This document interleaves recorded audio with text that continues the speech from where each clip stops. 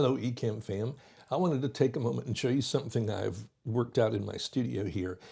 I teach, I create keyboard tutorials with Ecamm, and I also sometimes play gigs in my area and I need to take my keyboard with me. So when I come back to the studio and I'm ready to film more segments for tutorials, I need to be sure that the keyboard is in the same position it had been the previous time I was using it. So I assemble all my segments from Ecamm in Final Cut Pro.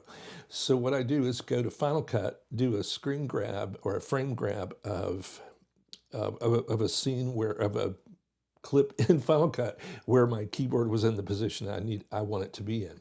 So then I bring that frame clip, frame grab, whatever you call it, hello, I bring that into Ecamm as an overlay, and then I decrease the opacity so that I can see through it. So here's my overlay is there now, and you can see my photo just below my face here. That's where my face would normally be positioned. That's not the issue for now.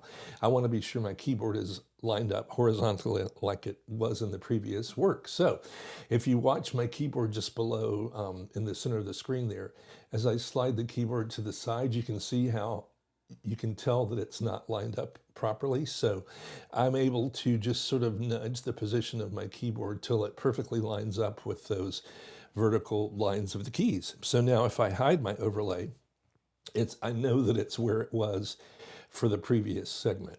So that's a little tip I've discovered. I don't know if some of you do things where placement of something is important as you go from day to day or session to session, but that's worked really well for me. And it's always available for me with just the touch of a hotkey, so I can check throughout the day.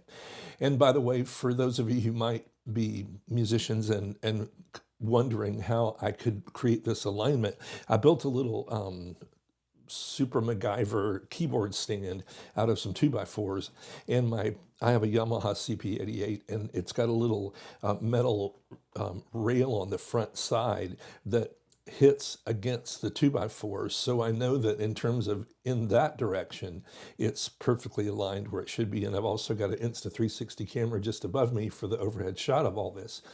But the variable is that it could move when I reset the keyboard after traveling.